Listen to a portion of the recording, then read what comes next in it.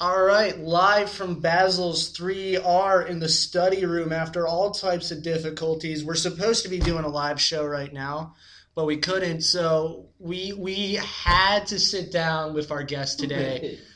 There's no way we were letting him leave without talking with us. So, yeah, I'm never here. Further ado, Gregg Gethard, how are you doing? I'm good, Luke. So, thank you again for running with us in this hot weather. All the way back to here to record on my on my laptop, and it's actually better because we could curse now. Oh yeah, feel free on my free. Sorry there. Oh yeah, on my free software. So, oh man, you were telling us about all the crazy anecdotes and stories you have from living here. So many of them too. So this building didn't exist. When you were a student here. This building, your dorm, did not exist when I was here. I don't even remember what it was. I think it was just like trees or something like that. Yeah. But I lived in Newman, which for those listening, it's a block away, basically. Because they still call this South Campus. Yeah, so this is we're on South Campus. Yeah, all right. Yeah, so there's South Campus, which is where this new dorm is, which is really nice for a dorm. Yeah. And then air conditioning. There's a new food court, right? Dining hall. Yeah. Almost connected to it too. Yeah, it's real nice. Maybe not new for you. But, and then the communication center. That wasn't here when you were a student? No, it just opened freshman year. Wow. Maybe the year before I got here. Did they have the TV studio there? Yeah, I worked on the TV station. Oh, that was TV. What was it called then? TV 56. TV 56. Yeah. What's it called now? LaSalle TV? Yeah, just LaSalle TV. Or maybe it was like LaSalle 56 or LaSalle TV. It had no one knew. It is on some type of cable. Yeah, they reach out to over 300,000 people in the area. 300. I didn't know it was that much. Oh, there's some illustrious people who, if you're familiar with Comcast Sportsnet, John Gonzalez. Yeah.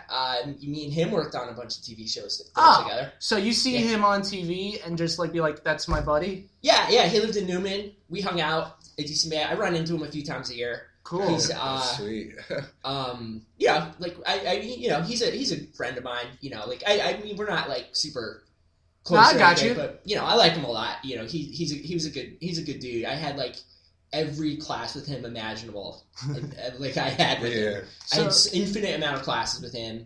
I'm trying to think of who else. 80% of the city paper before that closed went to school here with me. Okay, yeah. Pat Rappa, who's he's kind of probably the most well known. He was a year ahead of me, I think, maybe 2 years ahead of me.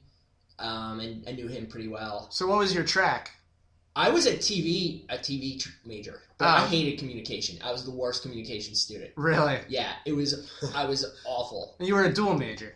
Yeah, I ended up being a dual major with history. I might have been a minor. I forget exactly how that all worked out. I think I might have been a one class short from the double major. Oh, man. But, that's awful. Nah, whatever. It's fine.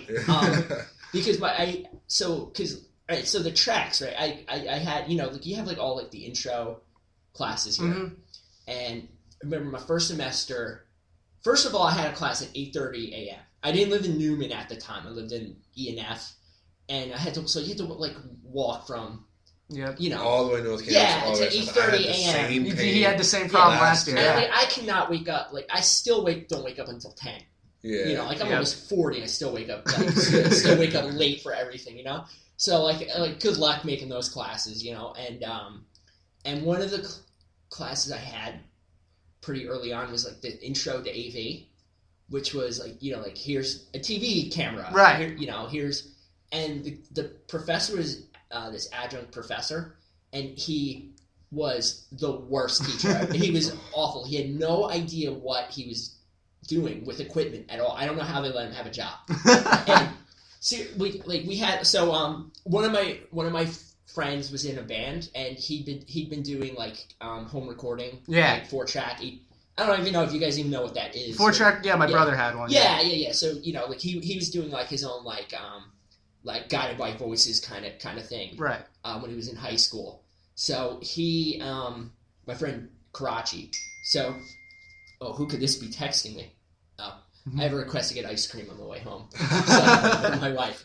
So Karachi had been doing like recording all the time, and this guy was trying to teach us like recording equipment, and you know there's like like you do radio, there's like all like the knobs on it. And he was like, oh, these are just like bells and whistles, like sound effects, like slide whistles, and they're not at all. It's like frequencies and like balances. He's like turning up the bass, and it's like this is a bell. And he thought it was gonna be like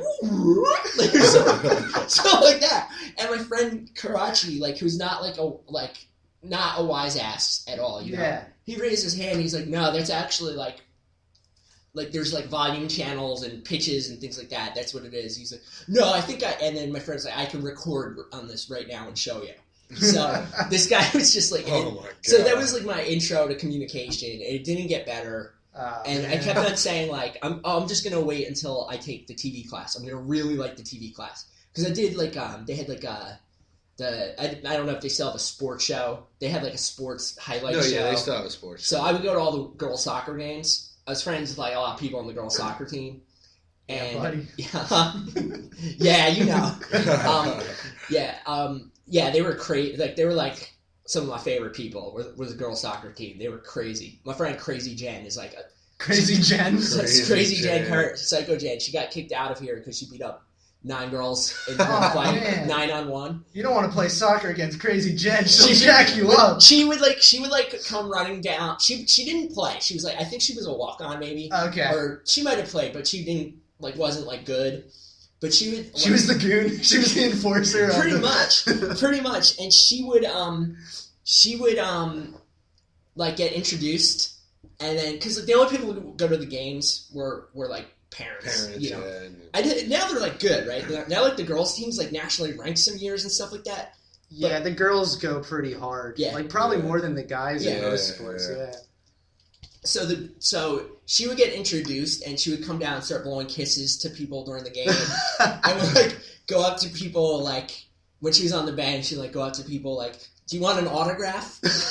Just like give like the other team autographs and stuff like that. She's like one of the funniest human beings I've ever met in my life.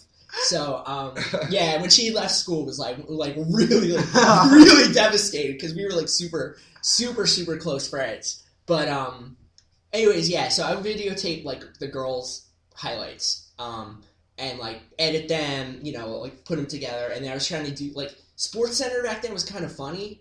It was like Craig Kilborn was still in SportsCenter. Okay. And Keith Olbermann and Dan Patrick had like their stuff. So they were like, it wasn't like SportsCenter now. It was like really entertaining. He does like MSNBC or something like that. Yeah. He's like a political guy. Oh, yeah, I know who. Yeah. He started as like a SportsCenter anchor. He was hilarious. And now he's like... Now he's trying to be all serious, right? He's so lame. But he still tries to be funny? Yeah, he's so lame now.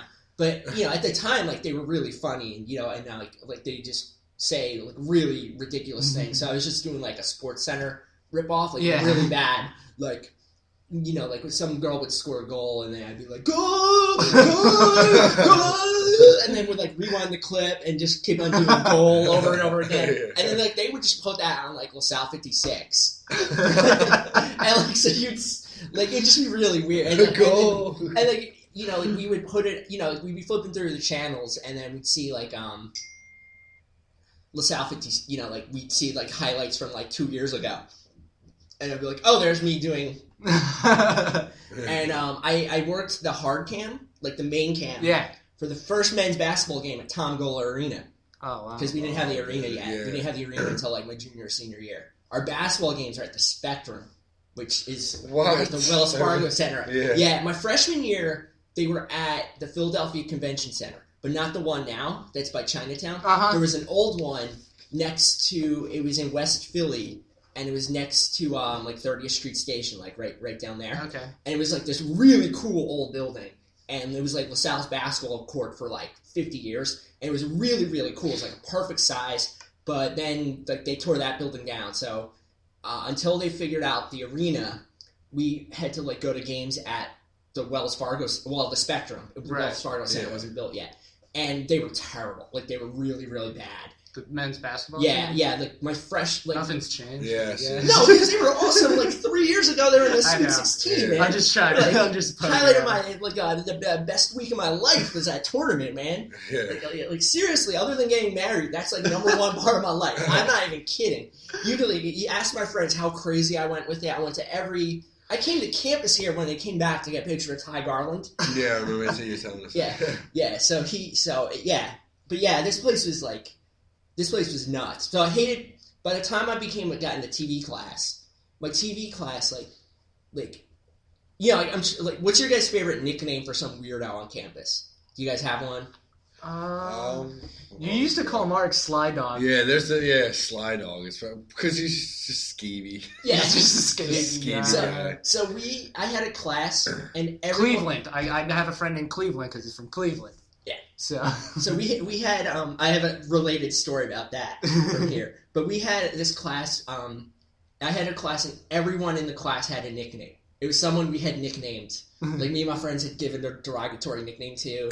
And they weren't aware of it at all? No, it was like all kids we made fun of in secret all the time. Yeah. Like the dark poet, who's like the one goth kid on campus. The dark poet. Country line girl. What do we call her? CMT. CMT girl, who's like this girl really into country music.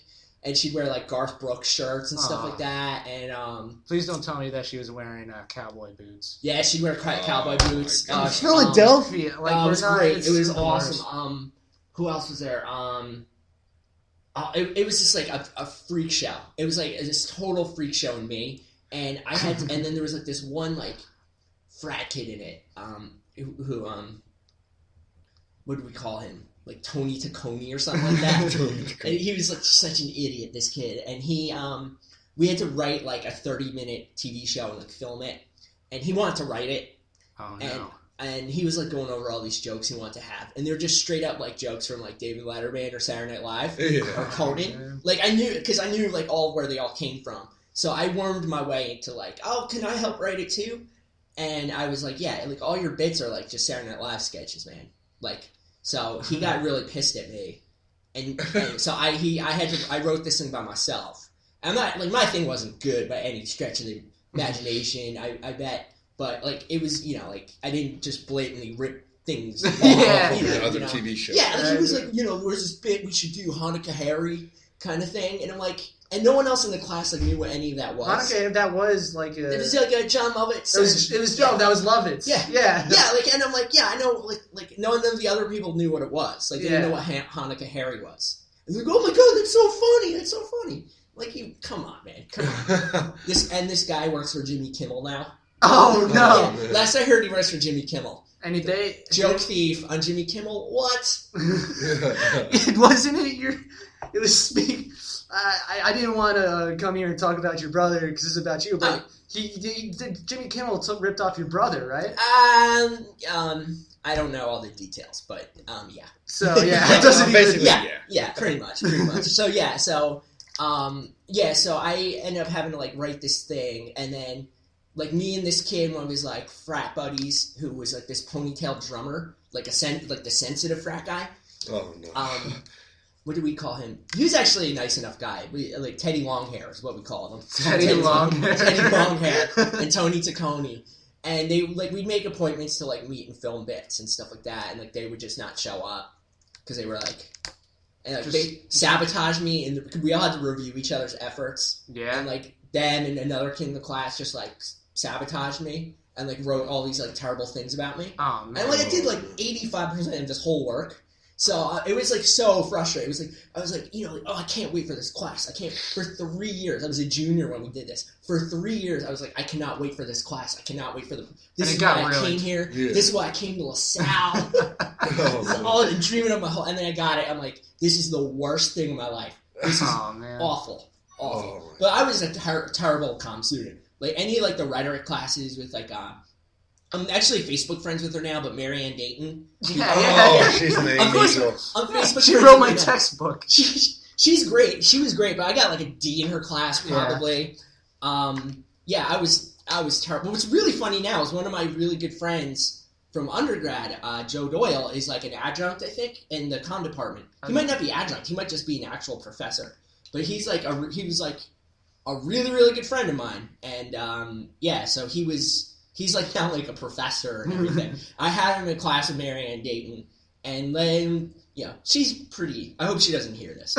Marianne, you're pretty easy on the eyes. Let's face facts. So, yeah. I'd say so. Yeah, so she was an awesome teacher and everything, but I was terrible. I was like the worst student.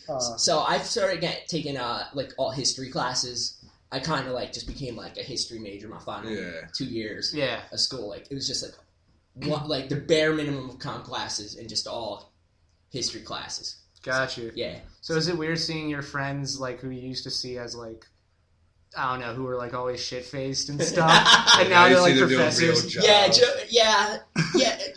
Well, no, it's not that weird because like I still hang out with Joe. Like I was texting with him last week or 2 weeks ago. So, and anytime I don't drink anymore, so I'm always like the designated driver whenever I run into. Yeah. Because people who didn't go to LaSalle, who don't know LaSalle, like we like drink here, Like, you drink at this school. And I don't know the right My mom and dad are going to be listening to this, but all right. Yeah. No, but, like, when I went here in the mid-'90s, it was, like, there was more law in, like, the Afghanistan-Pakistan border region than there was here. Yeah. At the time. Like, it was, like, insanity here. Like, it was nuts. It was just constant, like, insanity. And it was, like, people, like it was like Penn State Only was like one of the nicknames it had. Penn State Only. Because it's just like how like it was like oh yeah, what's going on tonight? Oh, we're gonna go watch like those two frats fight in trash cars. Or Jesus. we used to have these things, bus parties, and I didn't go to them because it was like too fratty for me. But like one of the frats or some group, they go, like rent one of the big like downtown horrible college bars like Finnegan's Wake, which isn't around anymore, but like someplace like that. And you pay like $30 and you get a bus ride down. I think it'd be an open bar, or I don't know how that all worked because I never went. But kids would return from these buses, like drunker. Like there'd be 5 school buses just drop every kid who's the drunkest they've ever been in their life, all off in front of North Torrance at once. Oh man! Like 5 buses. So it's just a parade of these people. Just 400 kids would like be coming out of these buses, or like hundreds of kids would be coming out of these buses, and it'd be just kids like passed out on like Olney Avenue, or like just throwing up in like the mailroom. Bunch of girls screaming, holding high heels. Yeah, like, girls screaming. Like it was. So me and my friends, we would just like take lawn chairs and sit outside and wait for the buses to come back. And I had a video camera, so I would record it. But it was like, the cops came one night and they had to shut down Olney Avenue because of how nuts it was. Wow. And, like, they're like, these girls like start dancing on the hood of a cop car.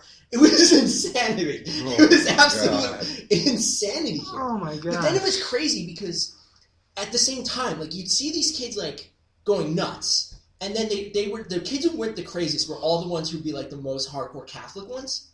Of course. Oh yeah. Like I'm like, what is? Because like I went to public school. And it's the other thing. It's like I don't know if it's still like that, but it's like, and it might just be me because I went to public school, but it's really Catholic here.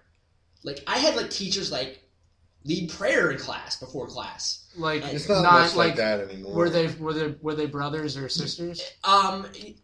Yeah, one brother would do that, but I had lay teachers who did that too. Like a couple lay teachers.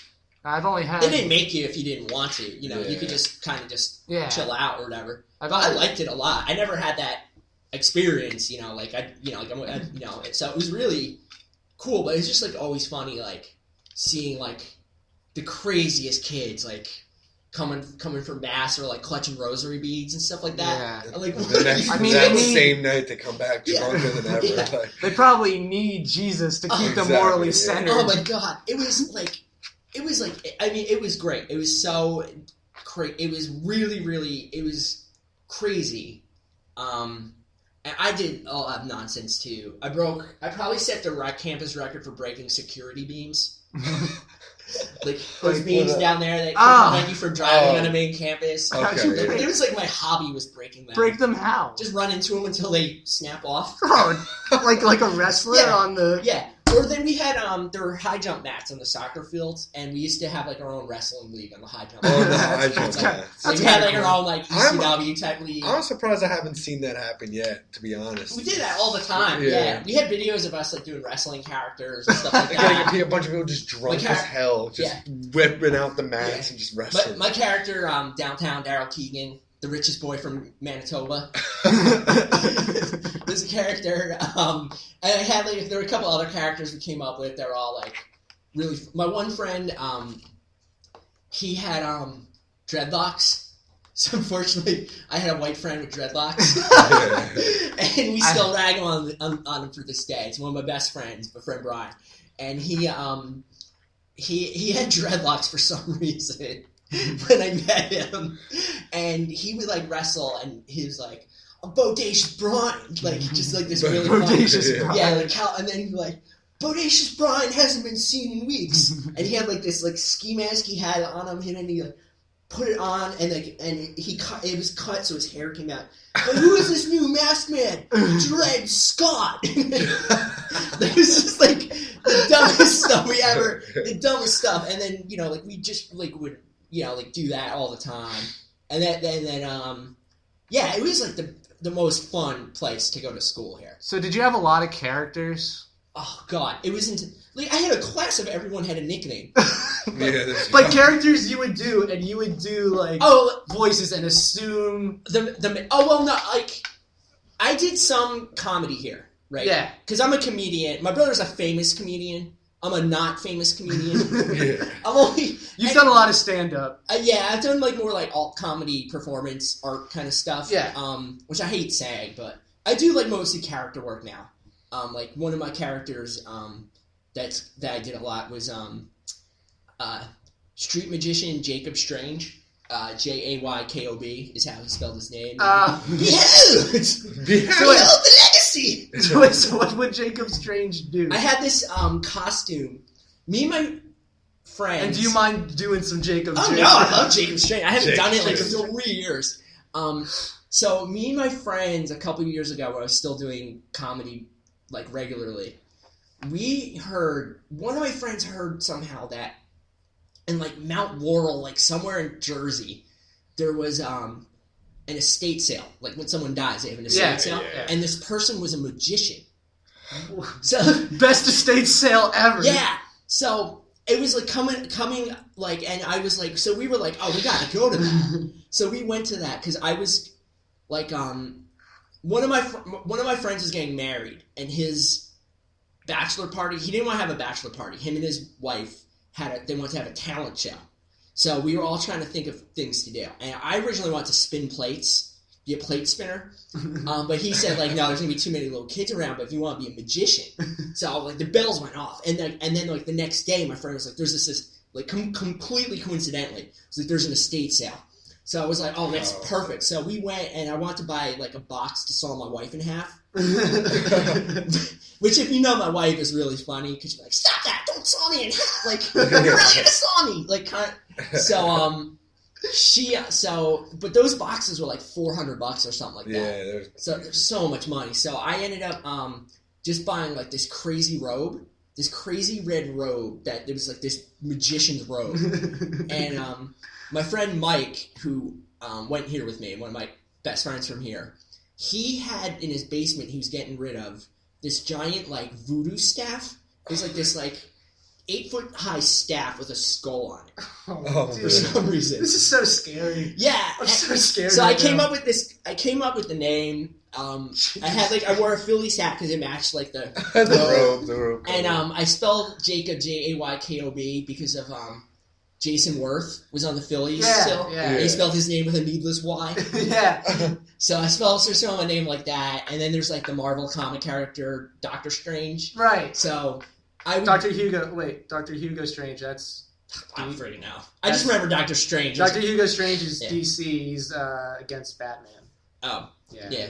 There's a Marvel wizard person. I never read Doctor Strange. So I would do this bit at like my comedy shows I put together, or like other people's comedy shows. So is Jacob Strange a magician, or is he? Yeah, Jacob Strange, struggling street magician from Fort Washington, Pennsylvania. And he, however, has had some success because he's endorsed. He's an endorser of Auntie Anne's pretzels. So is he actually good at magic? No, I learned one magic trick for it. I'm terrible at it. So could Jacob Strange... I would restore a napkin to its original form after it was ripped. After it was torn asunder. And it's just like all you do is you just have like you just put it in your hand, the remains of the napkin, and you just have a full napkin under your hand. Yeah. So So I don't have my deck of cards. So I would do it, and it was so bad. It was so it was intentionally awful version of this bit. And then struggling street magician. But I'd always have this like it was like this fake David Blaine one. God. Chris Angel.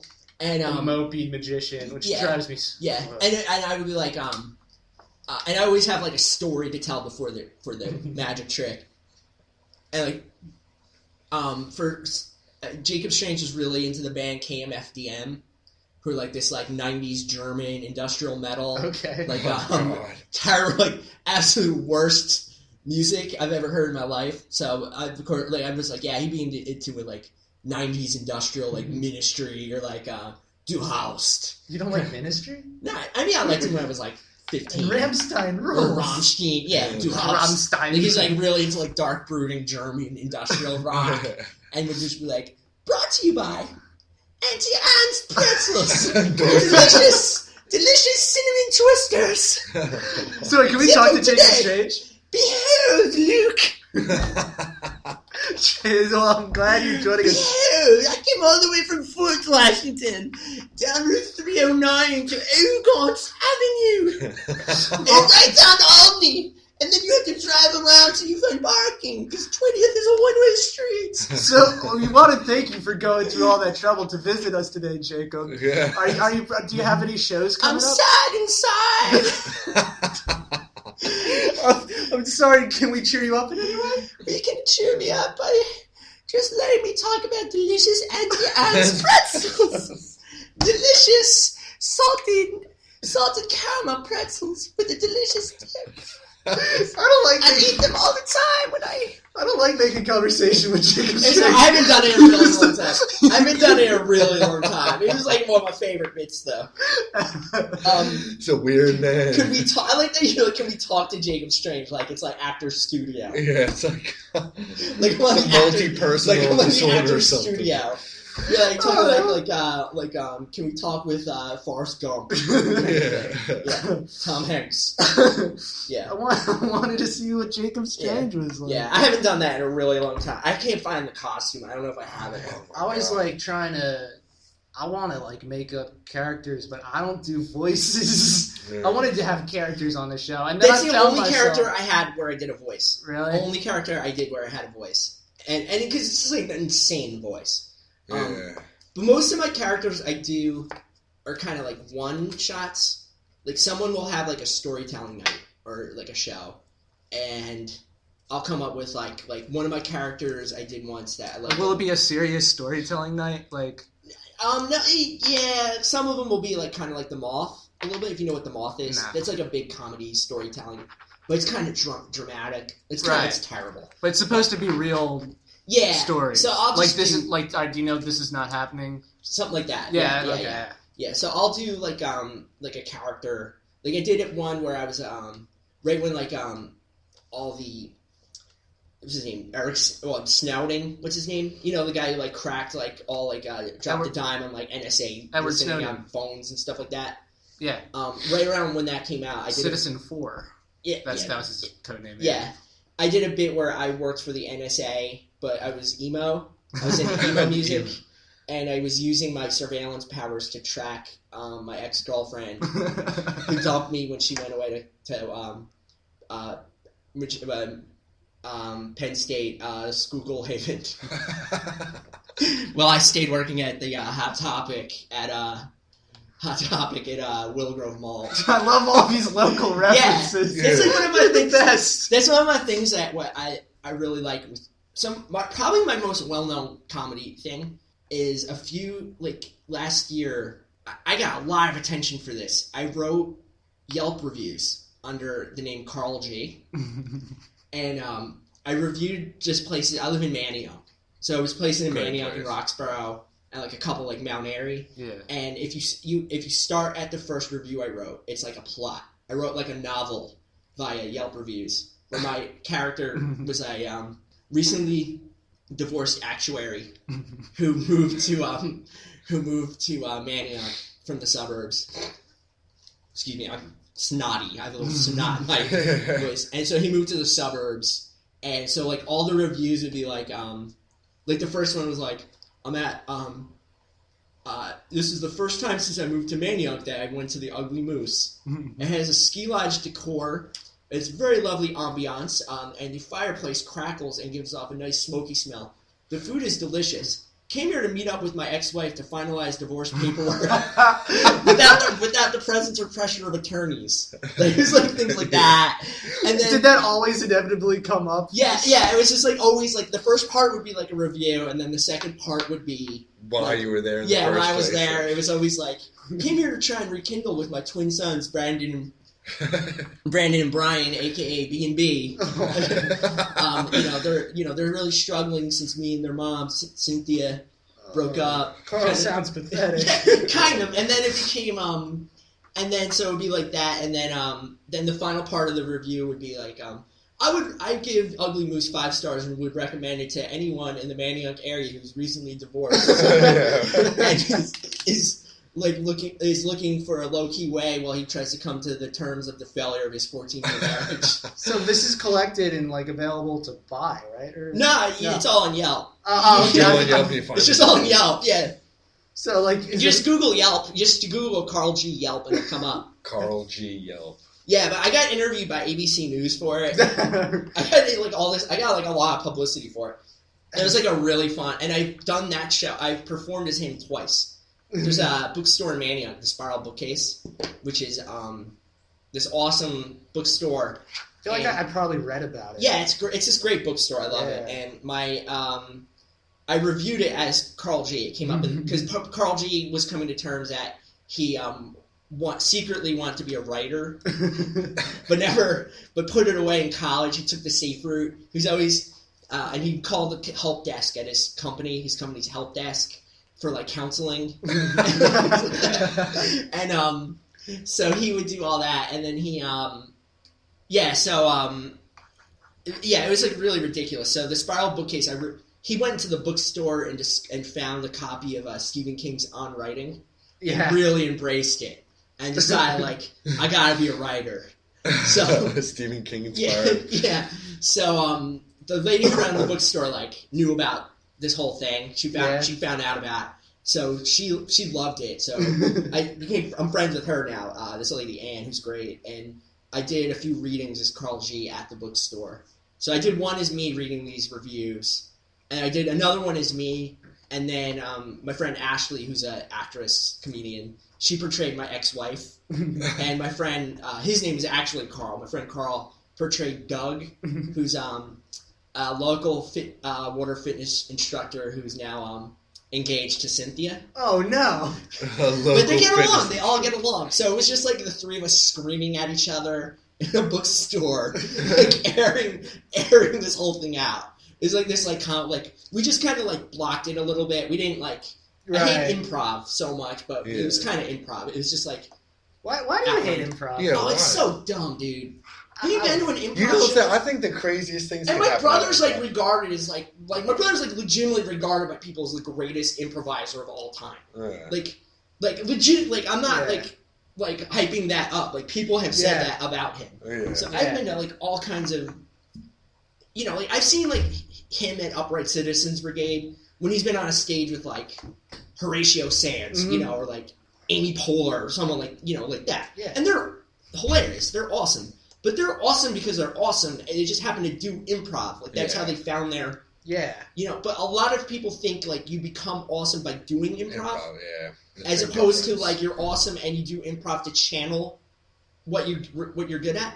So my brother doesn't really do improv anymore. He's a stand-up now. Yeah. He does more stand-up than, anything else in his show. He taught improv. Yeah, he taught improv forever. How do you teach improv? I make fun of him all the time for that. Yeah. How do you I made fun of him all the time. Well, I took an improv class.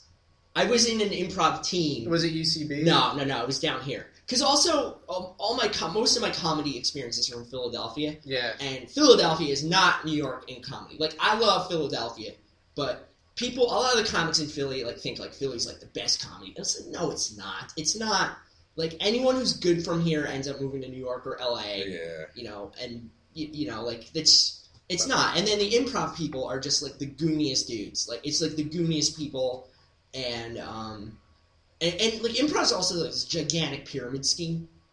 Like, because you have to advance. It's like Scientology. It's the same business plan as Scientology. Yeah. Like, where you pay money to take a class, and then once you pass that class, you pay more to go up to a next level. It actually is exactly what Scientology. It's exactly Scientology. And they have a guru. Like Scientology is L. Ron Hubbard. Improv has Del Close. Okay. Like it's this, like, and there's like mysticism with it, and like it's like this. Like, I don't know, I'm just not into it. I've been to so many bad improv shows of, like, people who just, like, aren't... I mean, I've been plenty of bad stand-up shows, too. Yeah. But I mean, I just, like, because I watch... There's just something really bad about bad improv. Right, but, like, the good ones, like Whose Line, like, Greg Proops is great, Wayne Brady, even though he's an asshole in real life, but, like, Colin Mock, like... Yeah, and they're professional-level actors, you know? Yeah. Like, I was writing... a web series I wanted to do that I never got around to doing. It was called LOL 101, which is about a short form college improv troupe from Fitchburg State University of Massachusetts, and they have a rival. There's like a rival improv troupe in the North dorms, like, you know, like I was kind of basing off of here. Yeah, and so it was just like campus isn't big enough for the two. two. It was exactly like that. It was exactly like that. And so they were, like, constantly trying to find, you know, so they were like, we gotta get, because, like, the Laugh Olympics is coming up soon, like, kind of thing. We gotta be on the ball this year. We will not finish in next to last place again. We will be, like, and it was just about, like, the whole thing, though, like, it just was improv, but the whole thing was, like, I would think it's funny. And, like, I think it's funny because, especially kids your age, sorry to call you kids, but, you know, like, you know, like, and because when I was 19, I did the same thing. You make the biggest deal about stuff with the lowest possible stakes. Like my TV class, you know, like, I made the biggest deal about it and let it ruin my life. And it's just like, just finish the friggin' class and move on with your life. Like, you know what I mean? Like, that's all you have to do. Or, like, the whole stuff like, I saw that girl, like, I like, who I've never even talked to, but I'm clinically obsessed with her. I saw her talking to someone, at the library. Is she into him? Like, it's just like, no, just talk to the girl. Just, go up and say hi to her. Too close, man. Yeah, everyone your age does that, you know? It's just, you know, how it is. But it's just, like, that's, like, one of my favorite things is when people make the biggest deal. Thing. But my favorite character I came up with in LOL 101 was an African exchange student who was in the dorm, and he was doing some kind of, like, tribal ceremony in the dorm, in the lounge, and then like their leader Clyde came in and was like, "Hey, no, we got the dorm," and this guy was like the African guy was like, "You are the laugh team, right?" I won't do an African accent. I can't do one. Like, the laugh team. You are the laugh team. You make me do the ha ha ha. Like, you are hilarious. Like, you are hilarious. And then it turned out, like, and then he kept on calling Clyde the ruler.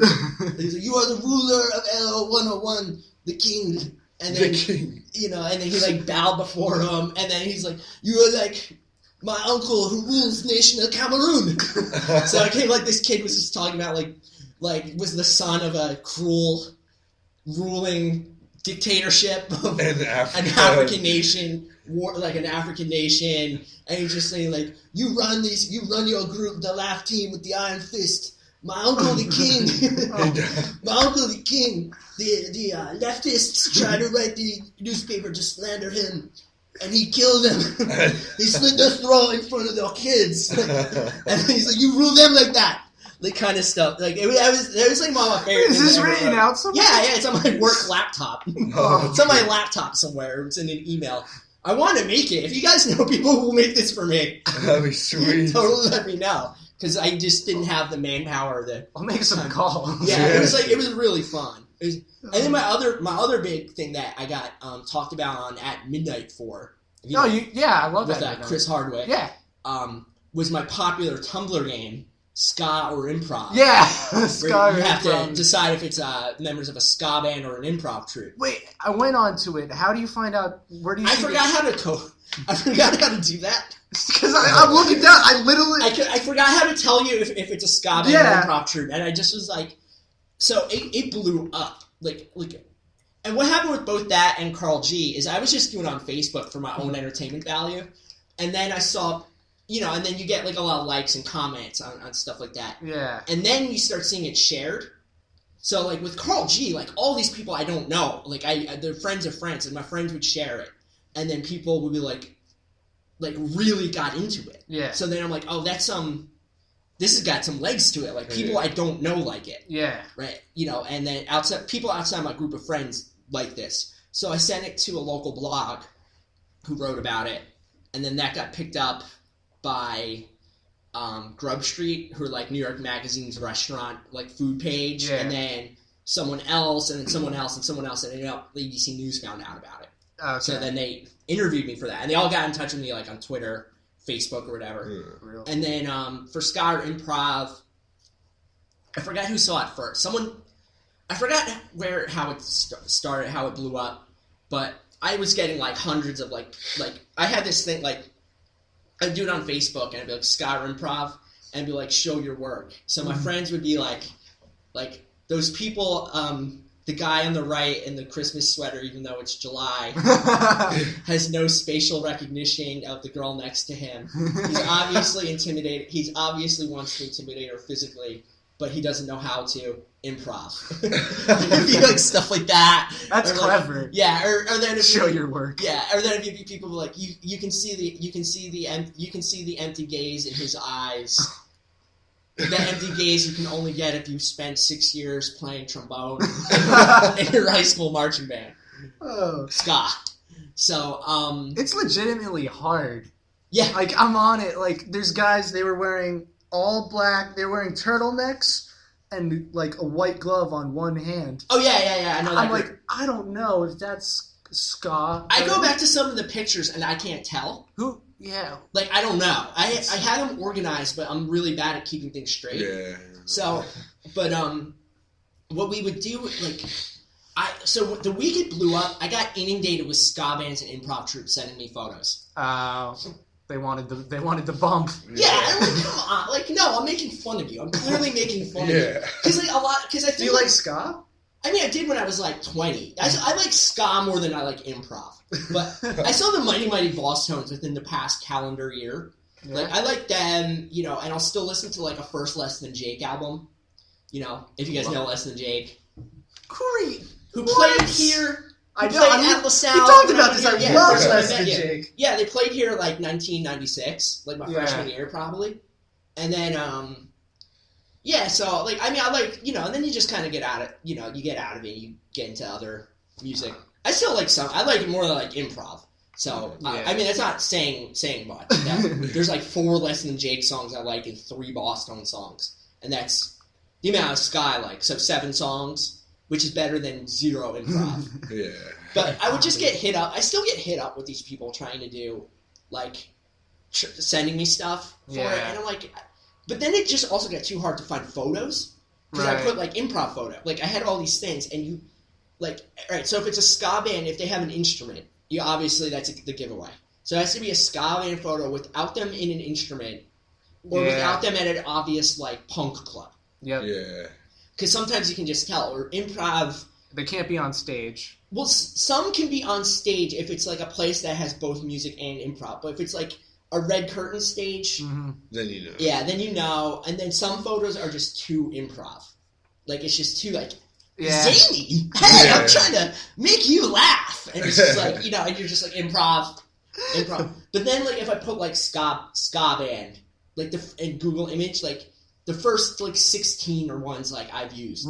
I thought you were going to say it was actually your blog. Like they're from my blog. Right, yeah. Yeah, a lot of them are from my blog or from, like they're from my blog. Because I was going in deep with the Scott and improv photo research. Yeah. And that just was just like a joke between me and my wife. Like one night we were like at home, I just like was like for some reason looking up ska bands or improv troops. I was like, Alana, what do you think this is? Is this a ska band or an improv troupe? And she was like, I don't know. She was like, I can't tell. I cannot tell. So I just thought like it was just like a funny conversation with us, and then I put it on Facebook. God, that's so and it just cycled from there. It just got really, really big. Wow. And then it just really blew up on cable TV and stuff like that. Which is funny. Yeah. That was like a really... So I had two things that got big. I made $0 from them. As quickly as they came into this world, they left. No one remembers them other than me and two other people. So yeah, no, it was worth it though. Yeah. It's worth it though to make things for free that other people get to use on their TV show that they get paid to do. Who was on the panel when? I don't remember. I don't. That's Paul Scheer. Paul Scheer was. Paul Scheer was on one of it. Who I met him a few times. He wouldn't know me though. But okay. He used to perform a lot with Chris. Do you have any questions?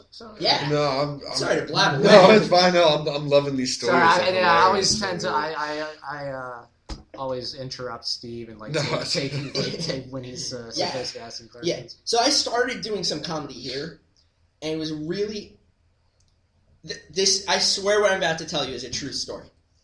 Oh, boy, I used to do, and it's like the perfect story with me and my brother. I did like early weirdo stand up here, like Andy Kaufman ripoff stuff. Yeah. Because we had where your guys Starbucks is now was different. It was called Backstage. It had a little stage and a coffee bar on the side. And where the subway was called Intermissions. And it was like an on-campus diner. And... Did you know that? No. I didn't know that. Yeah. And, I mean, it was horrible food. It was like mozzarella sticks and like chicken. And it was terrible, but we, ate there every night. It was open. And then... Backstage, that's where we'd have like a lot of our bands play. Like Adam and His Package played like his first show there. If you know Adam and His Package at all, no. Like he was pretty big for a while. Or because a bunch of there was like I'm sure it's the same way where like most people here are kind of like from Philadelphia suburban high school or like Northeast. Yeah. And then there's like a small minority of like punk indie kids. And you get to know, you all know each other because you all have the same, like taste. So there was like... And you all have a show on WEXP. Yeah, you all have a show on WEXP. So at the time, there was this club called Backpack, which the student union, like someone in the student activities or whatever, gave this club, it was like 6 figures of a budget. It was this insane amount of money. And no one in the school knew about it, except, like, one of my friends knew about it somehow. And no one was in this club. Like, there was, like this club, like, was just in paid name only. So, my friends, like, took this club over and would book shows. And we had, like, an infinity, this insane amount of money to play with. So we would get, like...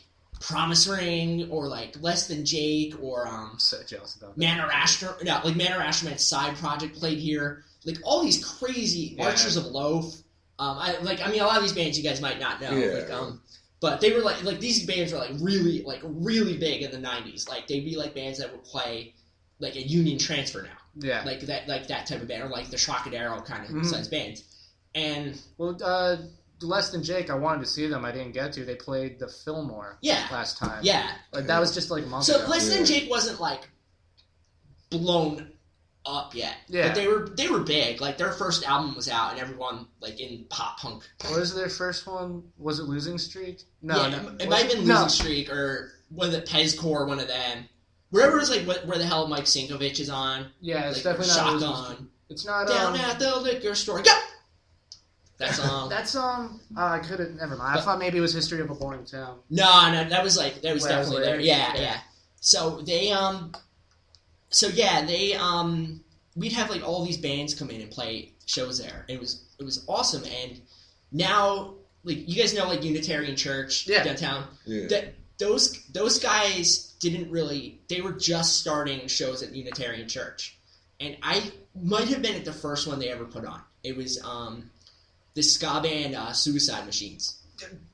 What? I love Suicide Machines. It might have been the first one. It was one of the first ones. So that entire album, it doesn't have the title on the front, but it's the guy. It's a black and white photo, and he's jumping. That entire album's like awesome, top to bottom.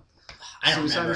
I know I have the album. I don't remember. SOS is on it. I know they covered Minor Threat. They covered a Minor Threat song or something like that. Yeah. But so those guys would be here a lot for shows, because they knew a couple of my friends from here just from going to like hardcore shows, like in high school, being in bands with each other. Yeah. And then they started putting on their shows, but like at the same time, like LaSalle arguably for like a year was like maybe the indie concert venue in Philadelphia. That's cool. It was really weird. And then but then every month at that's like a huge tangent I just went on, but every month at Backstage there'd be like a poetry night kind of thing, like an open mic. Yeah, okay. So, and this guy who was a professor here, who's not a professor here anymore, his name's Justin Cronin. He was the writer in residence. He was an English professor. Okay. And now he's a famous writer who wrote some vampire book. Like, I don't know what. Yeah. And he was terrible. Like, I hated this guy from the first moment I saw him. And like a pretentious English guy. Oh, God, exactly like that. And he had this real affected, nervous Woody Allen, but New England-y kind of voice. He was the worst. And everyone knows the type. Yeah, I never had him. But then, like, all the honors kids were, like, worshipped him. Right. Of course they do. Yeah, like, just, like, you know. And he was, like, the worst, you know. And so he would, like, MC it. He was like the MC and the host, and he would read his writing, and everyone was like... Steve looks so annoyed. It was so aggravating. It was so aggravating. And then it'd be like chubby girls from the honors program would read poems. Chubby. Who they were the hot ones. Like I'll just like chubby honors girls. Woo, that's my John. That was funny. That was my scene, man. And then there'd be like the ponytail frat guy would do like an acoustic version of Today by Smashing Pumpkins or something like that. And then it'd just be a lot of that, and it'd just be a lot of like bad, college stories. And then I would get up and just do like really weird like attempts at stand up. Like I do like interpretive dance while like reciting TV theme songs and stuff like that, and like run around like you're a confident crash guy, in a chair. man. Huh? You're a confident guy, man. No, I'm not at all. I have no confidence in myself at all. I just like when I do something like that, I commit fully, and I just have like these weird ideas. I just want to see what happens. Or we had a DJ night. We had a DJ contest at Backstage once, like a hip hop DJ contest, and my friend Skip. It's one of my closest friends. He's like a professional hip hop DJ now. Like he's like well known in hip hop circles, and he would DJ like parties and stuff like that.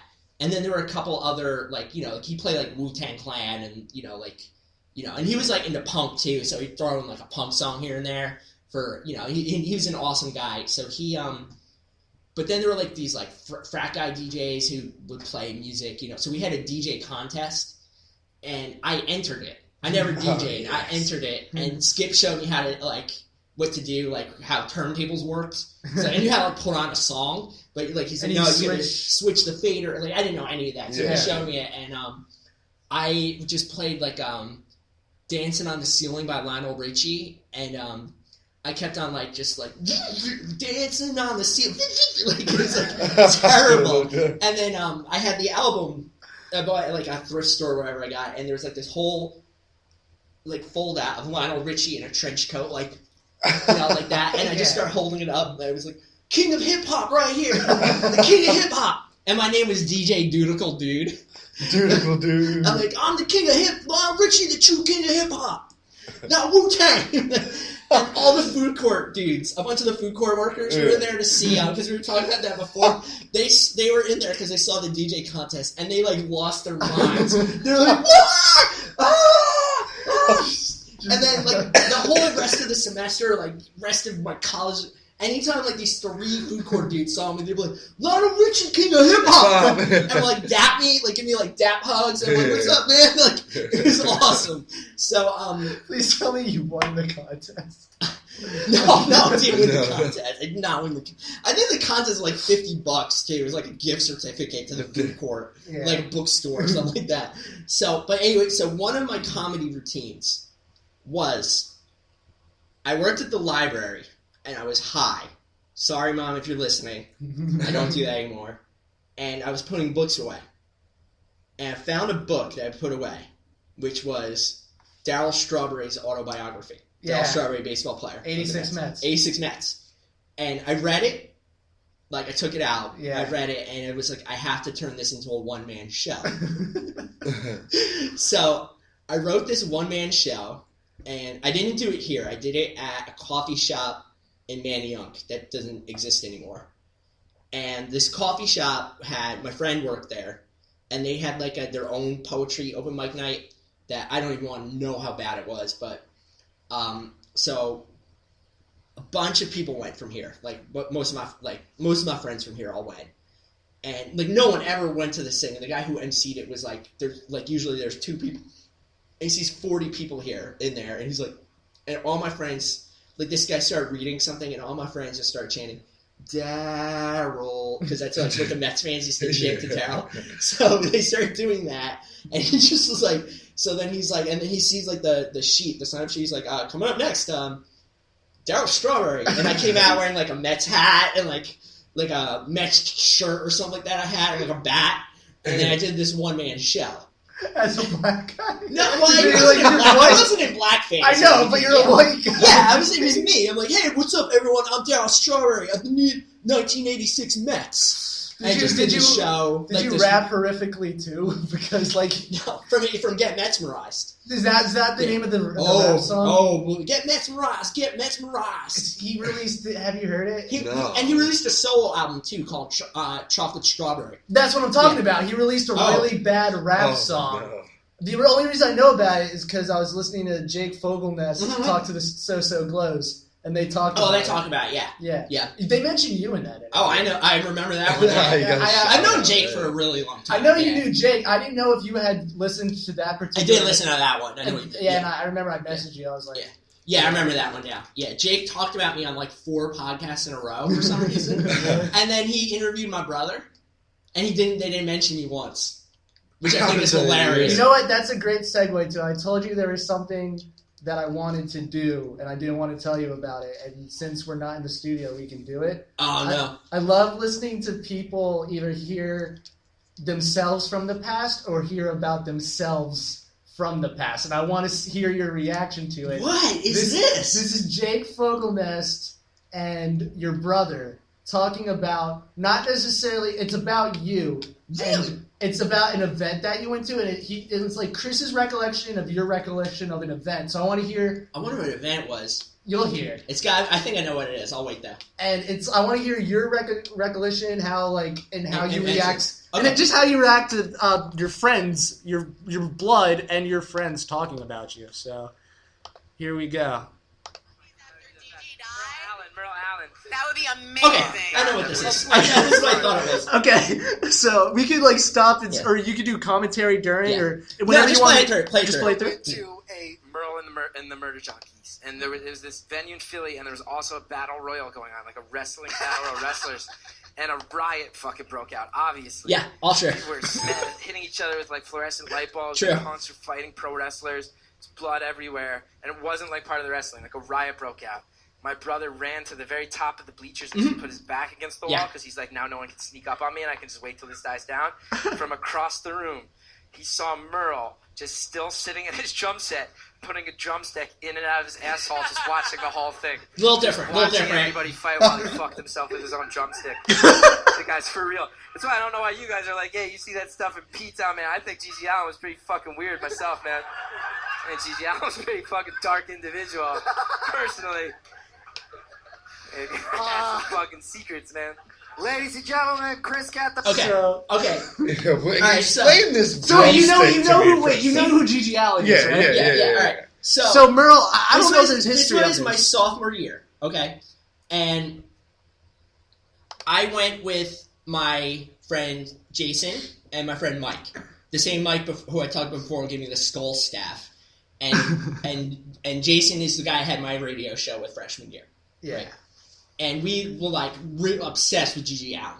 Right? Like we were like so obsessed with him. And we're also like we're all huge wrestling fans. Me being the biggest of the group, but like, you know, so in Northern Liberties, which is now like hipster capital, back then in 1996, it was an abandoned crack hole. Like, it was just a place you would go to, like, smoke crack or die. Like, there was nothing there. And at the rec center, we found out somehow about a show that was punk bands and like, wrestling at the time. There's ECW, was big, huge in Philly. And it's, like, super ultra-violent, hardcore wrestling where, like, dudes would, like, burn each other and, like, cut each other with barbed wire and stuff like that. It was, like, my favorite thing ever.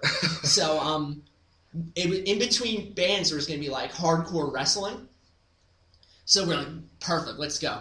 So we went down to this thing. And I mean, like, it was in, like, it was terrifying neighborhood. It was a terrifying neighborhood. And we took the subway down. Oh, so we had to, like, walk, like, all around there and everything. You just see people smoking crack and God knows what in abandoned houses. And we get there, and it's just, like, the diciest human beings. It is, like, it's, like, gutter punks, like skinheads, like, hardcore kids from, like, Kensington, like, just, like, the hardest friggin' dudes. Yeah. Bikers. Yeah. Like, it was just, and, like, us, and, like, a couple nerds from LaSalle. Like, it was, like, I mean, it was crazy, this crowd. And the first band that played was this band called Snail Trail, who were, like, this quote-unquote legendary hardcore band from Philly. And they were terrible. And the rumor about them was that they were from, like, Kensington or Fishtown or something like that, and they were a bunch of, like, criminals.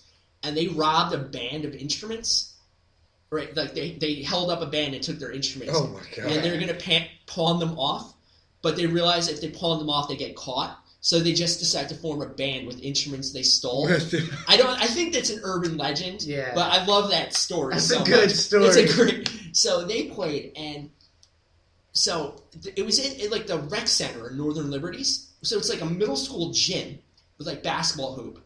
So think of like how high is the ceiling in that place? Like 12 feet. And there's a stage. They're on top of this stage. Right.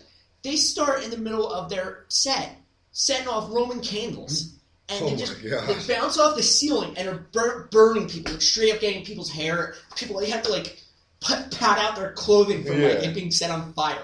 That was how it opened. It was just insanity. And then, like, the wrestling, there was, like, just people, like, shoving thumbtacks in each other's faces. So, wait, the wrestling was on the same bill? Yeah, there was a wrestling ring in the middle of they actually had a designated I thought there was, like, next door a wrestling match. In the middle of the same venue was a wrestling... Okay. There was a wrestling ring in the middle of the gym. And then there was, like, 50 feet, like, 30 feet probably. And then the stage where the bands played. Gotcha. So it would be a band, wrestling, wrestling, right? And then the Murder Junkies played. Mm-hmm. G.G. Allen had long since passed, but it's still the Murder Junkies. It's the most notorious violent punk band of all time. Crazy band. The guy who allegedly raped a woman on stage. Yeah. The night he died, he drove a pickup truck into the venue of the gas station in New York. And actually, we got some... I don't know who it was. I don't remember who it was. But we got some punk band to play here. And one of the guys in the band was with G.G. Allen the night G.G. Allen died, and was telling us the stories about him, telling us like all these G.G. Allen stories. Me and Mike and Jason, like, and we were like, oh my, like, and they were I can't remember what they were, but they were. Just come up in your mind, like, play G.G. Allen Mad Libs about what it would be like hanging out with him, and it's exactly that, just like smearing feces and things like that, chaining girls and just insanity. So while the Murder Junkies are playing. There's do you know the rules of a wrestling battle royal? Like, everyone's in the ring at once, and then when you get thrown over the top rope, you're eliminated. Yeah. So there's a battle royal going on while the Murder Junkies are playing, So there's all these wrestlers fake fighting, like spandex, mullets, like blown out hair and stuff like that. And then there's like the hardest dudes I've ever seen. And then something happened. I don't remember what started it, but it got started and it was on. And it was chaos. It was a straight up riot of people just jumping each other from behind. It was like the movie Roadhouse? Yeah. It was like that. It was people just fighting in a fight. There was no, it wasn't like an organized fight where someone's like, I gotta get you. It was like, I gotta get that guy. Someone was free, you just hit him. Someone was free, and people were swinging chains and like swinging. Where were people bottles. getting these weapons? You're saying they brought them in. Oh my There's god! no This metal is detector. It's a murder junkie show. It's not like an actual venue. People brought these things in. I can't believe no one got killed. That's what I'm saying. Yeah, I'm surprised no one got shot at or stabbed. Yeah. It was insane. There were people bleeding and ripping at each other. So me and my friend, we went to the top bleacher, like Chris said, and we pinned each other against the top bleacher, like that, pinned each other, and we're braced against each other. Yeah. So no one could get us from behind, because we were worried. We were worried someone was gonna pop us from behind. So. Well, and you should have been. Yeah. It could have happened. It could have happened. Yeah. So while this is, and there's 80 people tearing this place apart, and while there's fake wrestlers fighting, and the fake wrestlers bumping into punks, like crust punks fighting and stuff like that. And then they start fighting, it was insanity. And in the middle of it, the PA, the Murder Junkies PA, got smashed. Of course, so their instruments were out, and they just start watching this thing, and it was incredible. And then the drummer of the Murder Junkies, Dino, is this 80-year-old man with pink hair. He plays naked, so it was pink hair and his pink pubes. And he comes out, and he just starts screaming, "Gigi Allen! Gigi Allen!" And then Merle takes his drumstick and shoves it up Dino's ass, and then starts going down on him, while this is all going on. Jesus. It was the most insane. I've never been in anything remotely that close to insanity. And we were gonna go. Let's get out of here. Someone's gonna get stabbed here. It was scary. We waited till the Murder Junkies got off the stage, of course. We were we gotta get out of here. This is nuts. So, and we gotta get back to LaSalle. It's nightfall. So good luck with that. The Broad and Only the Broad and Only Death March. Yeah, so, really. So yeah. I got stories about that. Yeah. So we were going out how we came in, and it was you had to go down some steps, and there was just body and I'm super being in a stairwell crush is my nightmare. Okay. Right. So we were and my friend who's not crazy about that stuff I am was absolutely not in. We got so we went out a fire escape. Is how we got out of there. We had it was so dangerous. I had to leave a fire escape. It was insanity. It was the greatest thing I've ever seen. So the only thing my brother got wrong was that that it was Dino the drummer who had the drumstick up his butt. Well, I got confused because in Merle's at the drum set shoving a drumstick up his ass. Yeah, he got confused. It wasn't Merle. Yeah. Okay. Yeah. He got logistically confused a little bit, but it was the most insane thing I've ever been to. It was great. It was so great. It was bonkers, man. Oh my god. Yeah. You got stories for days. I do, man. I'm sorry, I do. No, they're all It's fantastic. 8 hours so far. It's an hour, 10 minutes. And so I think what we're gonna do is we're gonna cut out. We're gonna do 15, 20 minutes of the interview, and then play that on air next week. But all this will be uploaded to YouTube. Awesome. Awesome. And along with, and I still have to post, we've done interviews from Hanali and Randy now. So. Oh, yeah. So, you've definitely got the longest one. Oh. Do you want to hear my Death March story real quick? Yeah, sure. Yes, so, please. I was walking to Broad and Olney, and I had an internship downtown. And I was going to Broad and Olney, and it was 3 p.m. And this crew of thugs walked past me, and I knew I was in trouble. So I just put my head down, and I'm and one of them like grabbed me from behind, and like one of them like shoved me, like punch shoved me. So I went to the ground, right, and there were like 3 or 4 kids, right, and they're like 15, but there's like 3 or 4 kids, Yeah, so so I'm like, Yeah. and they ran my pockets, and I only had $2 on me because I think the Subway at the time was like $1. Yeah. Whatever the exact change It's like was. $2.50. Man. Yeah, whatever was the exact change to take the Subway was all I had. And they looked at it, and they're like, "You only have $3." And I'm like, "Yeah, guys, I'm trying to get downtown. I have a job downtown I gotta get to." Yeah. So they whipped the money in my face. Like, they just crumpled up the dollar bills and threw it in my face. And one was like, "Dad, white boy's broker than we is." And then they went off, and I'm like, I'm gonna go downtown. Yeah. Okay. Yeah, I mean, thank you for not breaking your face. kicking me in my rib while I'm down by Girls High. Yeah. No, I don't have anything like that. I was just like, we go to Flyers games every once in a while, and like, so we're wearing like $120 jerseys, walking down, and we get back late. It's like midnight, so we're like wearing Nike, like we're like it's 3 white kids, like tiny white kids, like wearing Nikes and like $110 jerseys, just to feel so unsafe at night. Like my first month here, I went to go see wrestling in South Philly. I didn't know the Subway here wasn't 24 hours. Oh, no, yeah. So I had to take a cab back from South Philly all the way up here. In retrospect, the cab driver just drove me all around to like rack up the fare because it was like $70 fare or something like that. It's like insane. Yeah. So I really should only. I took one from South Street to here. It was only $40. Yeah. Yeah. So that's crazy. I got out of concert one time. They wouldn't even take me here. No, you go to cab drivers and like, "Oh, you're here. going to Albany?" Like, no, we're not driving you there. It's like, they won't come up here. Yeah. So so I didn't have money, and the ATM here was locked. Yeah. So he's like, well, the closest ATM is Broad and Olney. It was like 2 in the morning, like 2:30 a.m. So I go to Broad and Olney at 2:30 a.m. To the ATM. And like I'm like just walking down, and there are like dudes everywhere there. Like, but I make sure to block my PIN number because that's like what my mom drilled into me.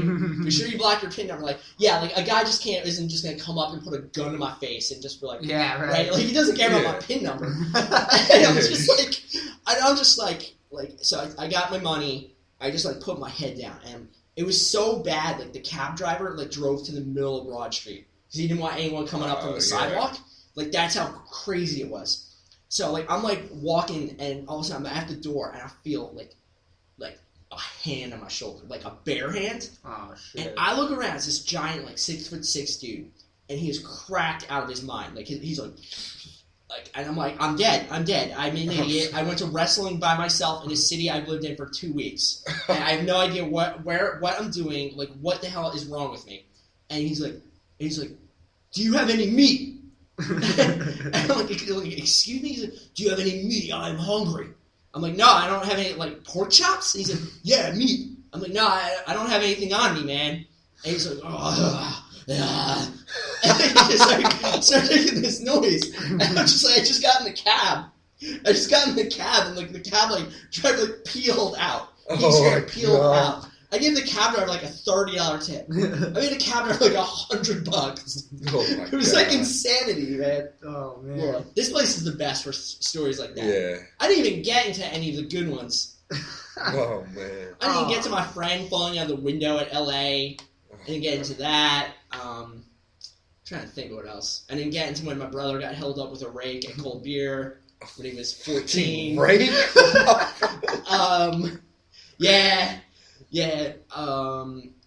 There's so many things. Yeah, because so many unpredictable things happen in this area. Because, like you said, like there's like security really doesn't do much, and then you have the wild crackheads walking around. Yeah. Because you have the frat houses; they're all on the streets that all the locals are living on as well. So they're always clashing together. I can't believe no frat house that hasn't gotten lit up.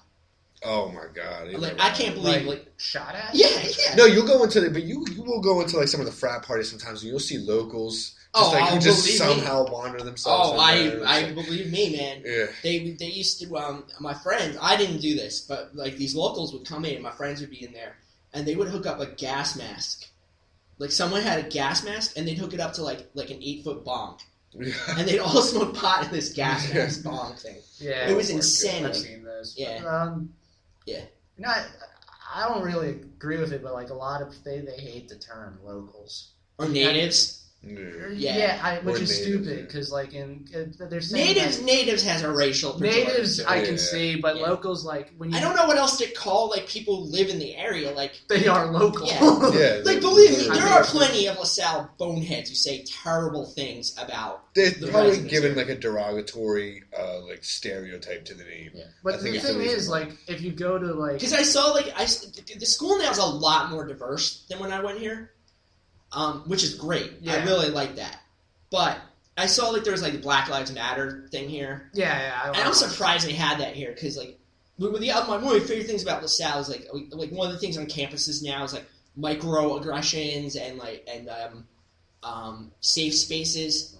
And no one here has talked about that stuff. There's what 2 people write for the Collegian or like know about it probably at most. Well, I did have a professor give a trigger warning once, and that bugged me. But did everyone just look around like, what is he talking about? He kind of said it in jest, because he was like, because we're reading a book, and he's like, yeah, this girl gets gang raped, so it's kind of a trigger warning, so just be, and he wasn't like, and he wasn't even like, if you feel uncomfortable reading it, he was like, so be ready when you read it. Like, yeah.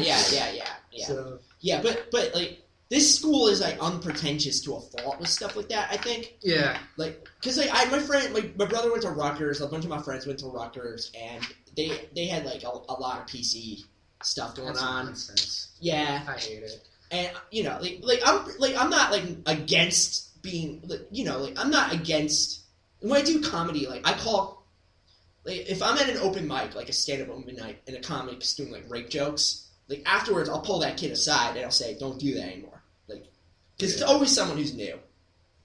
Usually does it, So I'll do that. But I'm not like I don't agree with like overly PC stuff. Yeah, we live in a soft world. You gotta pay your dues before you start going all Doug Stanhope. Yeah. But I had professors here. Like I had at least 4 professors here who were Republicans.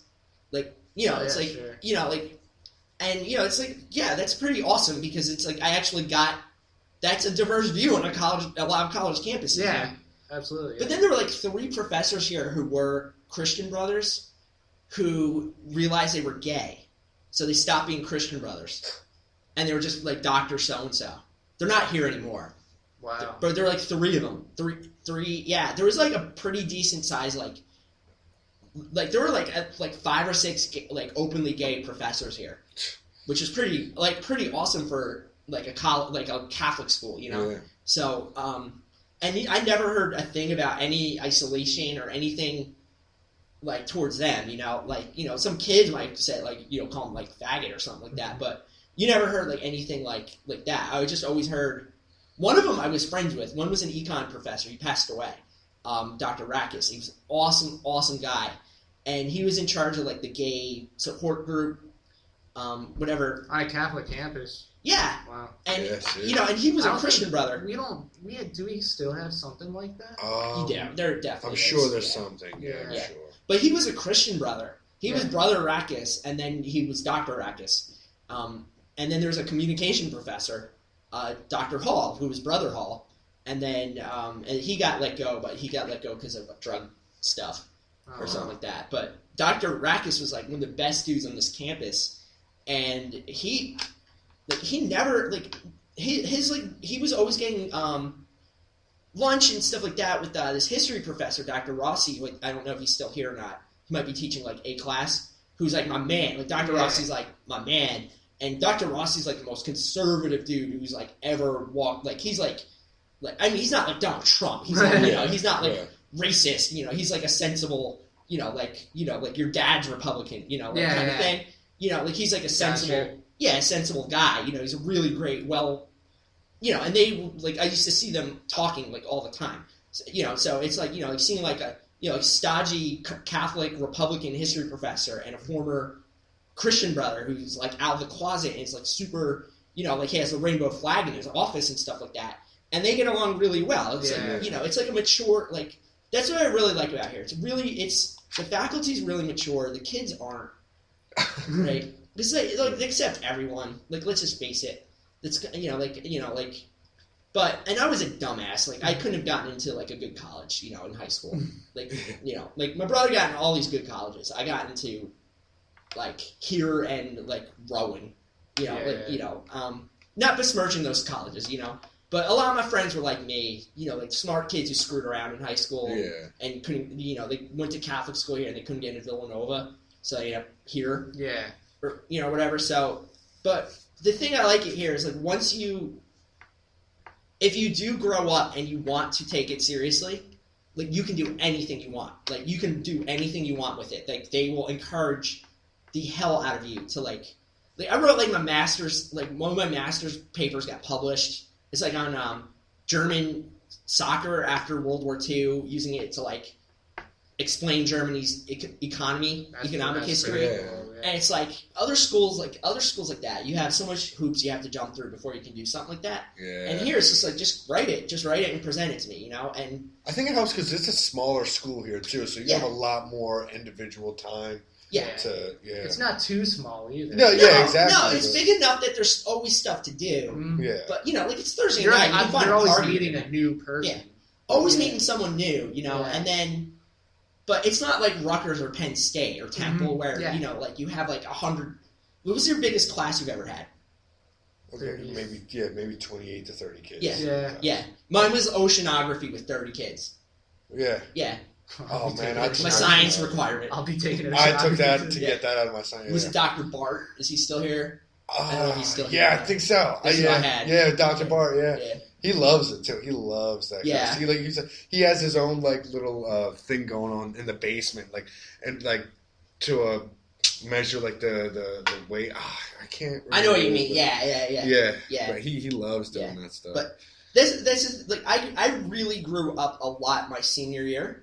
Like I just really like my grades my first 2 years were horrible. Like I almost dropped out. Like I was on probation a little bit. It was really rough, and then I came back at like the last second. I did like my parents like it was really hard with my parents, and I was like I gotta register, So I came back and I had I registered for classes like the week classes were starting, so you can't get anything you want, at that point. So it was just like fine, I gotta take this, and I ended up taking 2 history classes and that was also the semester I had my TV class. I managed to slide into the TV class. I had my 2 history classes, and I was like, I gotta grow up. And I gotta get to class. And I had like a history class at like 8 a.m. or 8:30. And I'm like, oh, you gotta be kidding me. You gotta be kidding me. And like, that was Dr. Rossi, and that just clicked. Like, I was just like, this is what I've been needing. This is what I needed, Like, I need a hard professor, I need, this is it, So from there, like my history GPA was like a 3.8 or something like that, Rest of my overall GPA undergrad was like 2.6. My history GPA was like a 3.7. So that's how bad I did if you average all those out. You're like, I actually have, no I don't. You're like describing like me. Yeah. Yeah, I can tell. Yeah. It's just like once you figure out what you want to do. My problem was anxiety. Like I wanted to take it seriously and everything, but then like I couldn't sleep. Yeah. So I'd miss morning classes. Yeah. And then so I was on academic probation because I did bad last year. But then, I got a 3.4 for last semester because I took it mad serious. Yeah. Because like my brother talks a lot about his struggles with mental illness. Yeah. And I battle with it too. I'm bipolar, and I didn't get treated for it or anything until 5 years ago. Yeah. Maybe a little longer at this point, but I'm 19 and I'm going through all this stuff, and you're just like a barrel of anxiety and stress and nerves, and you're just like all over the place, right? And like I said before, you make the smallest deal becomes the biggest problems when you're a stressed out 19-year-old. Yeah. And also, I bet you had the same thing since your dad was seems like a pretty accomplished guy. Yeah. Right? Like my dad's accomplished too. Having a dad as an educator. That's rough. Yeah. My dad's super brilliant guy. He's got a PhD. So what's your dad do?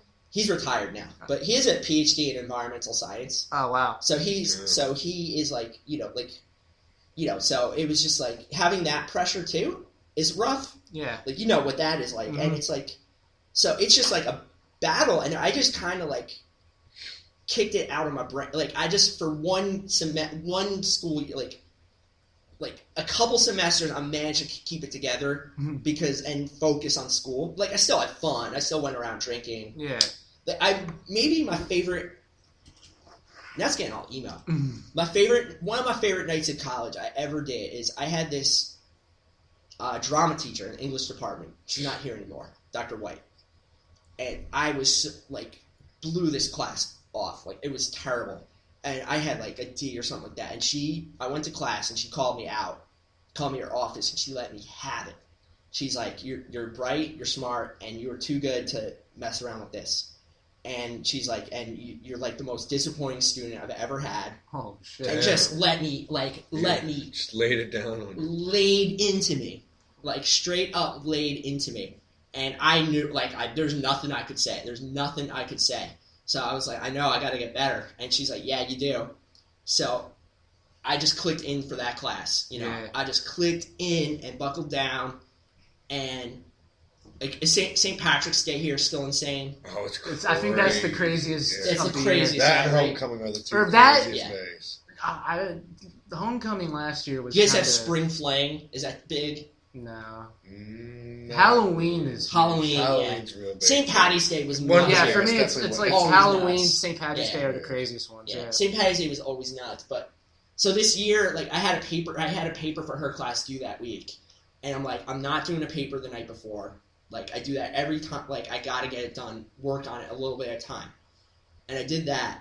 You know, like I called it. I did not go out on St. Patrick's Day at LaSalle University. Yeah. I might be the only kid who ever did not go out on St. Patrick's Day here. And yeah, every other year I did. That one year I did not go out on St. Patrick's Day. I stayed in my room and I worked on this paper, and I put it in, and I got an A+ on it. And and the teacher, end of the semester when she, you get your grade, she gave me a B+. She's like, that's that's the best I could give you, but you did it. And I was like, that's what you can do here. Yeah. It's just like I had very care similar. here. They really care here. Very similar. I decided I was like, I can't go out. I was like, I'm on academic probation. Like, I'm spending all this money to be here. Like, yeah.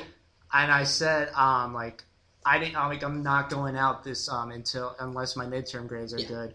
And I literally, like, my friends, like, they would be like drinking in the room, and I'd just kind of be like, and then like I was literally either in this room or the room down the hall, and people would like look at me because I was like on my laptop on Friday, and then I got A's on my midterm report, and I was like, worth it. Yeah, it was so worth it. And and then I go out now, and I'm like, it's not even that great, So it's like it was definitely worth it. It's like just finding who you are. When you're in college is that's what you're here for, and it is hard. You don't know, like professionally, I'm a journalist. I'm a legal journalist, and like I did like 2 articles for the Collegian ever. I was not, and I'm like a decent journalist. Like I work for a big company. And you don't know what what you want to do radio, right? Yeah. And like, what do you want to do? Radio, okay. Right? Like, by the time you guys are 26, do not be surprised if you find yourself wanting to be accountants or something like that. Like, you will just change your mind after you get into something. It happens. Like, like it's expected for it to happen. But what's really good here, man, it's like, it's a good community, and it's a really awesome community here, and you can really, like, professors care. They want you to, like, talk to them here. Yeah. They want you to, like, have a relationship with them here. And then once you get into, like, kind of older and you need career services, like, you call them and you get an appointment, like, the next day, and they will help you out.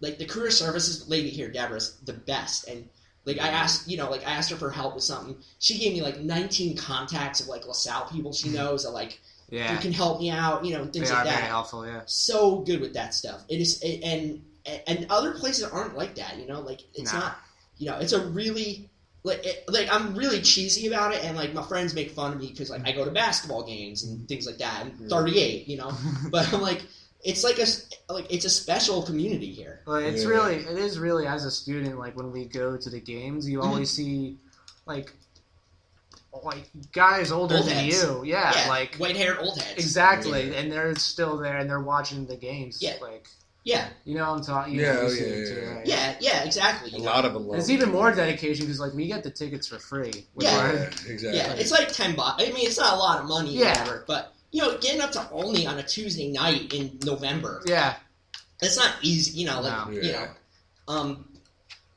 it's such a great. It's such. Like my one friend always kids me because when I told her I was getting my MBA. And she's like, are you just going to get, every degree you can in LaSalle? And I was thinking about it, I'm like, I might actually do that. I might just try and get a couple more degrees from here. I wouldn't mind it. I really wouldn't mind it if I could afford it. If I could find a way to swing it, I'm getting my third degree here. Yeah. I have 2 degrees already in a certificate. I'm getting my third one. I'm like, why not, just keep doing it? So how exactly does that work? So... You got your undergrad. Yeah. Then you had to apply to grad school. Yeah, but I did that 5 years after I graduated, and they have a program, Central and Eastern European Studies. It's can run out Foreign Languages Office, and they just started it when I went. They just started it, and I wanted to move back to. I was living in Boston, and I wanted to move back here. My wife and I wanted to move here, and I wanted to move here. She didn't, but I won the fight. So I applied and I got in. It's easy, even though your degree didn't really have anything. It had nothing to do with it. My undergrad degree stunk, right? But they let me in because I went here. It's a new program. They need people in it. That's just how reality. It's the reason you have programs is for people to pay for you to go to school. That's how it works. Yeah. It's a business, no matter what they say, it's a business. So I knew I'd get in, so I got in. And I loved it. It was awesome. It was really great. I ended up getting a job here because if you work full time on campus, they pay for your school. Yeah. Or your kid's school, which is why you see a lot of people here for 40 years. Yeah. Because you can go here, but there's a network of Catholic schools or private schools. If you work here for free and your kid wants to go to St. Joe's, you still have the tuition it's paid for. Or reduced. Fingers crossed my dad gets that full time.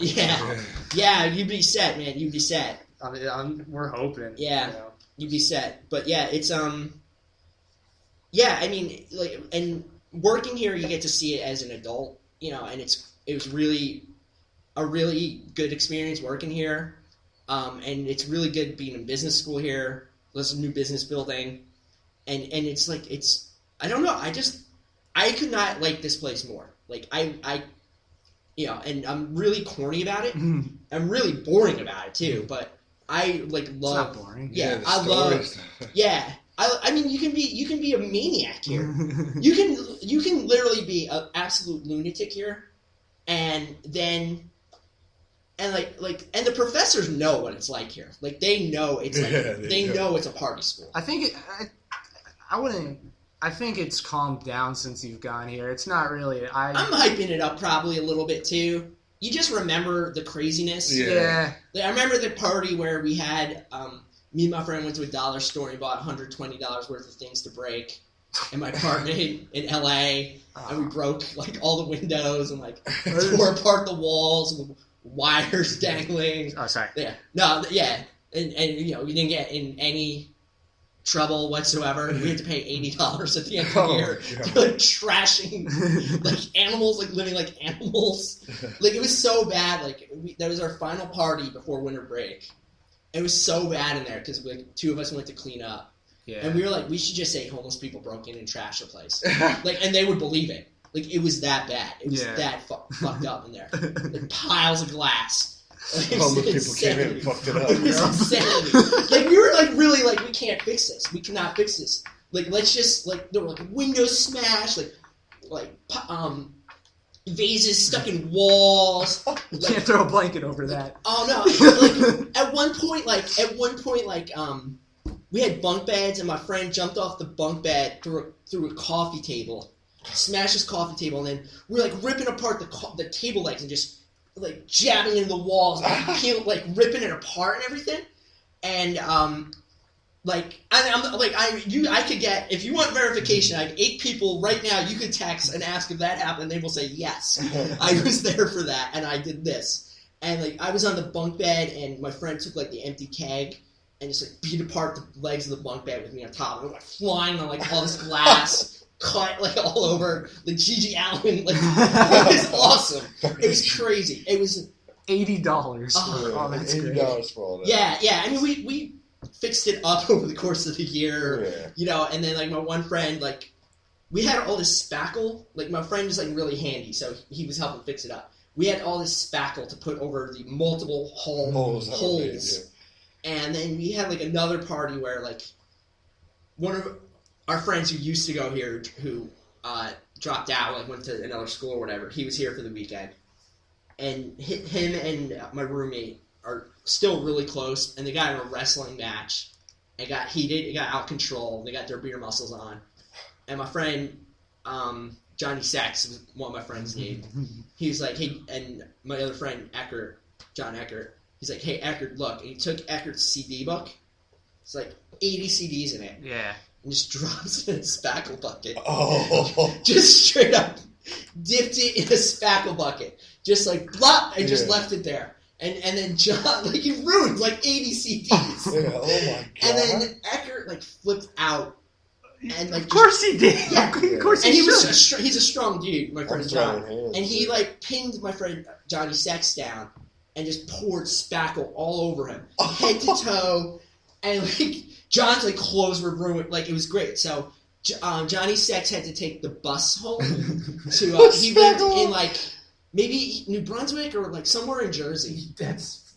That's pretty far away. Yeah. So he had to take the friggin' like one of the Chinatown buses somewhere. Covered in spackle. And we had to give him clothes to wear because his clothes were ruined. So we gave him like these filthy clothes. It was like this pair of sweatpants that like went up to his middle of his calf, and this shirt I had that had Scooby Doo on the front of it, and I had cut it into a belly shirt for a Halloween costume.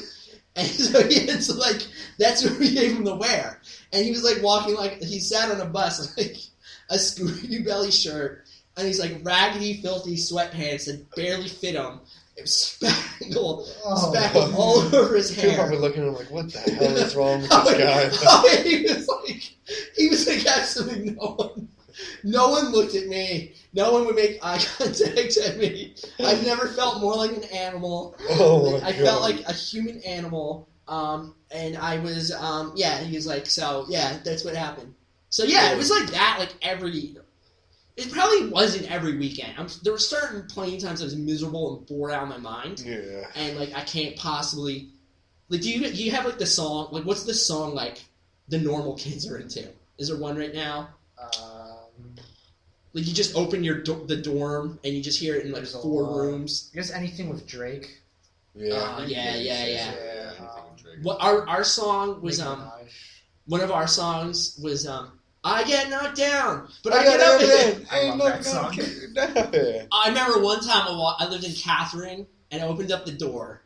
I heard 4 friggin' people playing that song at once, and I'm like, I gotta get the fuck out of the school. What the fuck am I doing here? Yeah. Like I'm just like trapped. No, yeah. For a while, at one point last year, especially, you would walk down the hallway and there'd be like 8 people on each side, like playing, Fetty Wap's "Trap Queen." That's right. I have no idea what that is, but I assume it's a song. Yeah, that's right. You would go to the frat houses and they'd play it like 4 times for 30 minutes. It's just like, There was one that was last year.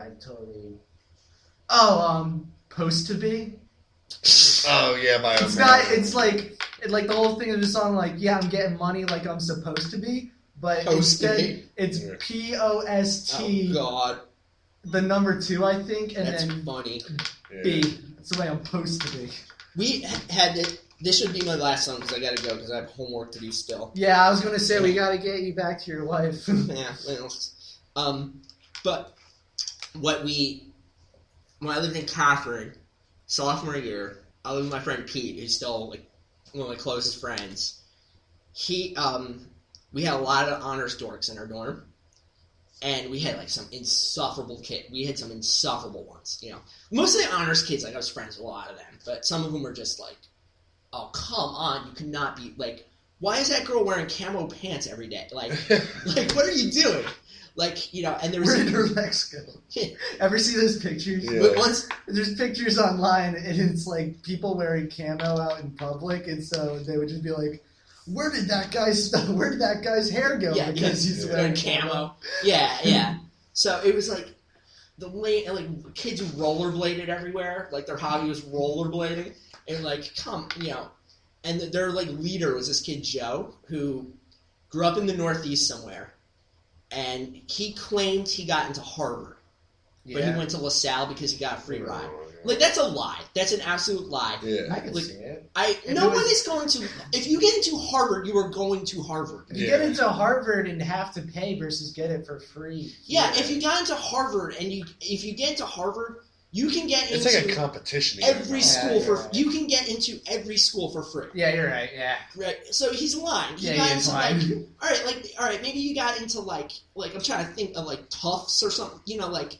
Like NYU? NYU, you know, like a good, Villanova. Villanova, something too. like that, you know, Yeah. like a good school that's not like, you know, not Ivy League, but like Right. you know, one like a name brand school. For sure. You know, like that makes sense. You know, like spend $80,000 going to Villanova or free to LaSalle. Yeah, you go free. Yeah. But if you go to Harvard, you're going to Harvard no matter what. Like you just are, and also if your family can't afford Harvard, Harvard will get you in because that makes them look good. Like that's how it works. Yeah. And I'm just like, he's lying. He's not that smart to start with. He's an idiot. And he was learning to play guitar. And the song he was learning to play was Closer to Fine by Indigo Girls. Closer to Fine, yeah. It's like this like Lilith Fair, like earthy lesbian anthem. Right? And it's like Closer to Fine, yeah. It's terrible. Okay, yeah. Dude, and he would try to play it every night with like 8 friggin' kids outside my room, playing this song over and over and over again. And I'm just like, you play a new song, or just go anywhere else except outside, like directly outside my door. But they would be like right there in front of the door, and I would be subjected to this. And like one day, I just like lost it. And I just went out. I'm like, you fucking put down that. Like I'm like, I will fucking break that guitar over your head. Like, and he was like, hey, chill out. I'm like you know, and I shut the door, and he just starts playing again. And like I opened the door, and he like ran inside his room because like I was literally gonna rip. Like I was literally about to smash that guitar. Like I was gonna break that guitar. And, like, not even think other work. Like, I was just like, whatever's the ramifications for breaking a kid's guitar, those are the ramifications I gotta pay. Yeah. Like, what can I do? Yeah. You know? So, yeah, that's my LaSalle story. Sorry to go on and on. No. Well, it's we great loved to hear. it. It's fantastic. The stories. And we got a lot of content out of it. This might be like a 2-parter on YouTube, depending on what they allow me to post at one time. But, yeah, we're going on an hour and 45 here almost. yeah.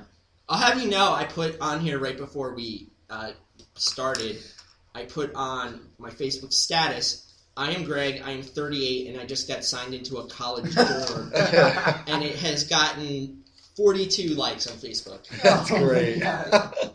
So. I'll have to check Facebook. I'm sure there's a lot of angry people there. Like, because I tried to give an update. I literally, when I was texting, like, I was going, like, Steve saw me, like, I was almost freaking out because I had 1% messaging you. But, let's actually turn this off. Thanks for talking to us today. Seriously, Greg, no worries, man. Fantastic interview. All the stories, even some lessons here. They're talking about finding yourself in college, too. Glad to be a mentor. Yeah, seriously. Glad to be a mentor to the youth of LaSalle. Kill me.